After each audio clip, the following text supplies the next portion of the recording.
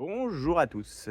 La vidéo que vous allez voir là juste après, normalement elle n'était pas censée être destinée à être visualisée par vous tous. C'était une vidéo tournée à titre privé pour des abonnés en mandat de recherche.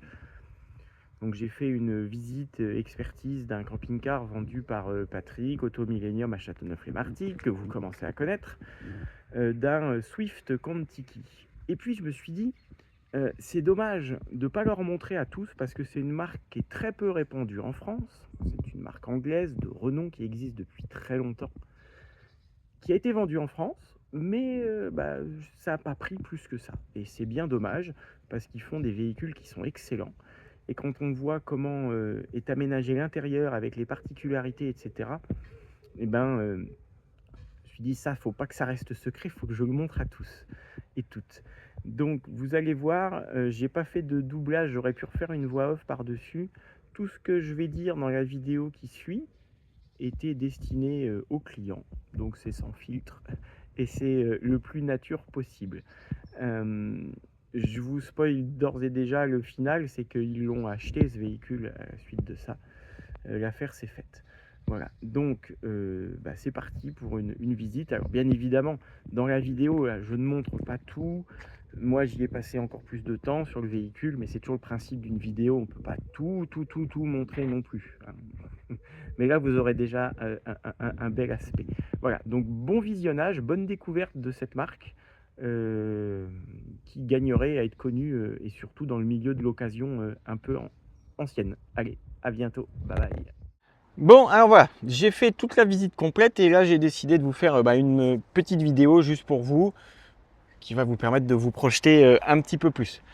Dans l'ensemble, c'est un très beau véhicule, il est super bien conçu. Moi j'aime beaucoup, ça change de ce qu'on a l'habitude de voir. La qualité de construction est vraiment top. Bon, je vais vous montrer les points forts et les défauts. Les défauts, il y en a quelques-uns, surtout liés à l'âge, des petits défauts esthétiques. Notamment, vous voyez tous les autocollants là, qui sont arrachés. Moi, ce que je ferais, il faut passer du temps au sèche-cheveux et on les décolle tous. Parce que c'est vrai que ça... Bon, c'est pas grave du tout, c'est juste esthétique, c'est rien. Mais si ça vous dérange, eh ben, vous prenez du temps et vous les décollez. Patrick, il ne le fera pas, hein. Moi, je me dois de vous le montrer. Vous ferez comme vous voulez. En laissant par exemple cette partie-là qui est correcte et puis en enlevant les bandes du bas. Sinon, c'est très chouette, tout en polyester, partout, face arrière, toit à recouvrement, les côtés, casquette et du polyester de bonne qualité. On a des micro-fissures là, typiques du polyester, c'est rien ça dans le pare-choc. Ça, faut pas se tracasser, c'est la matière qui travaille.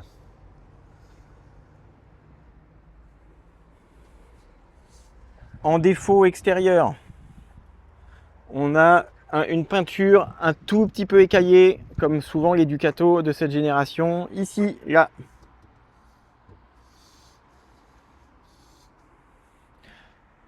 Alors par contre, il est extrêmement sain en soubassement, que ce soit les longerons.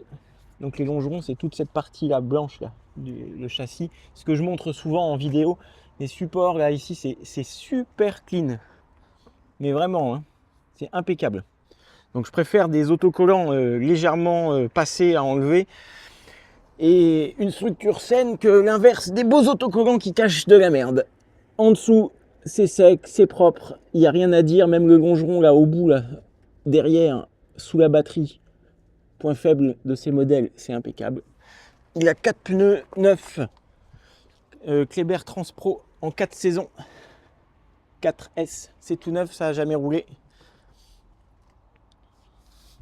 Les dessous sont vraiment clean, mais vraiment. Hein. Puis on voit que ça n'a pas été nettoyé pour l'occasion, donc ça cache, ça cache rien. La carrosserie de la cellule n'est pas du tout abîmée, n'est pas jaunie, tout ça. C'est vraiment juste que cette histoire de stickers, là on a le passage de roue qui avait un petit peu gratté là. Bon, on peut difficilement avoir zéro défaut de toute manière sur un camping-car de cet âge-là, même sur des plus récents. Souvent des petites choses, mais là on est vraiment pas mal. Le dessous, derrière, Plancher bois, là, c'est nickel. Ça n'a jamais été réparé. On voit que c'est son état d'origine. On voit bien le châssis Alco avec les longerons galvanisés qui vieillissent très très bien. Ici, on a donc un des accès sur une des soutes du lit. C'est bien conçu, rien à dire. Franchement, c'est profond et tout. Et on va passer dedans. Dedans, c'est vraiment le coup de cœur pour ma part. J'adore. Alors en vidéo, je ne sais pas comment ça va rendre, mais c'est très haut de plafond. Il y a, je pense, 2 mètres, sans aucun problème. Largement 2 mètres. Ce qui est rare sur un profilé. C'est très agréable. Puis alors, on a un mobilier d'une qualité top. Ça n'a rien à envier à un Rapido ou Fleurette de cette génération-là. Et 4 placards de pavillon là. Grande luminosité avec le grand lanterneau ici, plus un autre petit là, avec le moulage. C'est vraiment bien fait, hein, tout ça avec un moulage dans le toit et tout. Impeccable. La partie avant de la casquette qui fait donc à la fois ce fameux lit qui se tire. Vous voyez, il me faut 2 mains idéalement. Hop. Des rangements moulés avec des petits spots individuels. Et là, ça peut être un meuble télé, ça aurait pu, parce qu'on a des prises à l'anglaise, c'est marrant d'ailleurs. Style anglais, mais aux normes françaises. Vous voyez la finition dans les recoins. C'est même chauffé jusqu'ici, vous avez la gaine de chauffage qui vient là. Les capitonnages, les habillages, tout ça c'est en bon état. Les sièges à l'avant ont été houssés, mais on a bien le tissu coordonné. Et chose rare sur un véhicule de cette époque-là, c'est qu'on a les accoudoirs des 2 côtés. Pour les 2 sièges. On a les vitres électriques, pas courant non plus, c'est vrai. Hein. On a même les rétroviseurs électriques, on voit le bouton là. La caméra de recul. Petite finition imitation bois fait par le constructeur. Bon, ça habille, ça fait moins utilitaire quoi. La dinette est vraiment grande. En dessous, on voit qu'on a un chauffage route. À côté, c'est la commande de l'eau chaude. La cuisine, au top. Ah, vraiment style anglais. Hein. Regardez, hop. Donc notre évier en émail bleu avec petit égouttoir au milieu là, donc ça peut couler là, pas de problème. Ici, la plaque de cuisson. 4 feux, c'est comme une gazinière de maison. Avec en dessous, comme c'est un véhicule anglais, on va trouver notre toaster et le four et un rangement. Et c'est sympa, hein, tout ça en émaillé bleu foncé.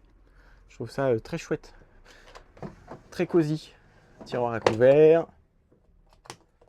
Hop, autre tiroir. Rangement bas avec un panier coulissant. Le frigo Trimixte qui a même été rhabillé avec une... C'est de l'imitation bois ça, hein, donc un peu usé là, à force de tirer dessus pour l'ouvrir. Mais bon, voilà, c'est pas grave. On voit que les finitions là dans le détail sont vraiment chouettes. Donc on a à chaque fois des petits éclairages individuels à LED, chacun avec son petit interrupteur, c'est plutôt bien fait. 3 placards de pavillon avec, ça c'est extrêmement rare, c'est que d'origine il y a des supports pour venir mettre les assiettes, des verres, ce qu'on veut, enfin c'est vraiment bien conçu, c'est très haut.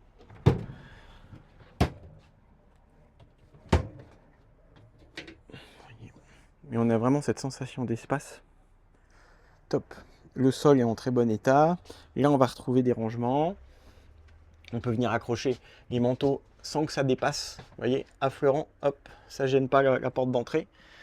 Panneau de commande avec les interrupteurs de lumière typiquement anglais. C'est kitsch, hein.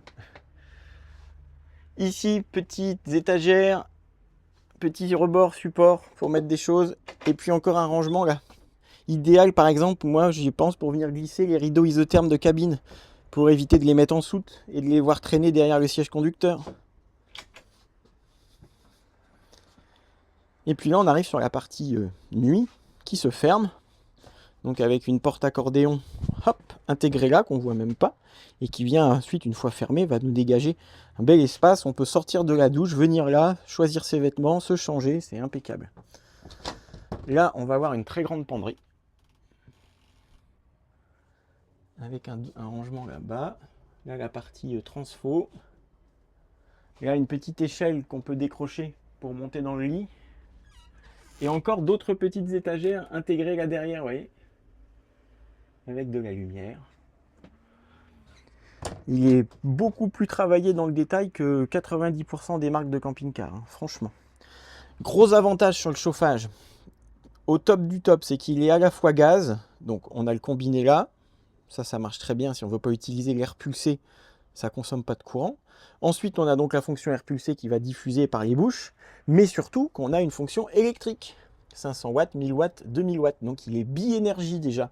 Ça veut dire que quand vous êtes branché dans un camping ou sur une borne, à l'électricité, vous ne mangez pas de gaz. Génial. De l'autre côté, là, encore des rangements, on ne peut savoir qu'en faire. La télé, ou autre chose si vous voulez l'enlever. Rangement, il y avait les rideaux justement. Et ici, regardez, avec des paniers coulissants.